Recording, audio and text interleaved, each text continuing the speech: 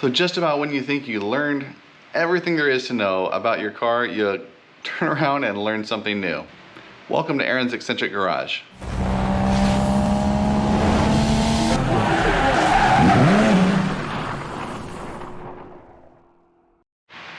Now, the FD-bodied RX-7, or the 93 to 95 in the United States RX-7, was known to be one of the best handling cars to ever come out of Japan, and even by today's standards, it's still an amazing handling car. What makes the FD RX-7 handle so well is that Mazda uses a power plant frame that connects the transmission to the rear differential, giving the car a spine-like structure. Combined with the double wishbone suspension in the front, multi-link suspension in the rear of the car, and cross braces like the strut tower brace and under chassis braces, it's no wonder why this car has an amazing handling chassis from the factory. So you can imagine my surprise when I learned that with all the work that Mazda went into making the FD RX-7 handle so amazingly, they never actually added a chassis brace that went from the chassis itself all the way to the rear subframe.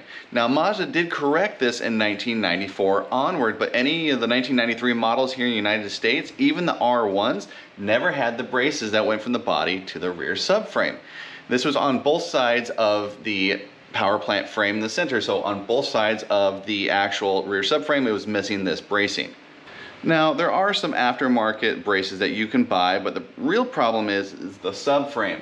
On the 94 onward, there was actually a welded bracket for the brace to go from the subframe to the chassis, but in 1993, we don't have this. Thanks to Jp3 Motorsports, we now have a plug-and-play kit that allows us to bolt in a aftermarket subframe to chassis brace. Jp3 has designed a mounting bracket that uses existing holes in the rear subframe to mount the brackets themselves. In addition to these brackets, Jp3 also sells their own aftermarket braces that bolt onto those brackets. As you can see, it would fit exactly where the factory braces would be.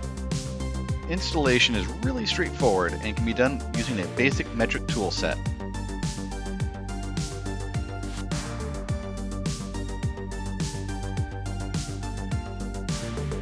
Jp3 supplies all new metric hardware to make the installation a breeze. I would like to note that my car has a 3-inch Racing Beat catback exhaust, and if you're running a 4-inch diameter exhaust or something larger, you may have some clearance issues. Because the new braces fit in the same spot as the factory braces, the protective panels bolt right back into their original spots. However, I noticed that one corner of the plastic panel on the driver's side hits the brace and may rattle at some high speeds. So with a couple of drilled holes and some zip ties, problem solved. So as you can tell, it's a very simple process. It only took me about an hour start to finish to get the whole installation taken care of. Anybody with a set of basic metric hand tools can get it taken care of as well. So I am excited to get the car on the road to see if it's any noticeable difference in the way the car handles. But at the very least, thanks to Jp3 Motorsports, I have my FD RX-7 up to the 94 and beyond standards as far as chassis bracing. Thanks for watching.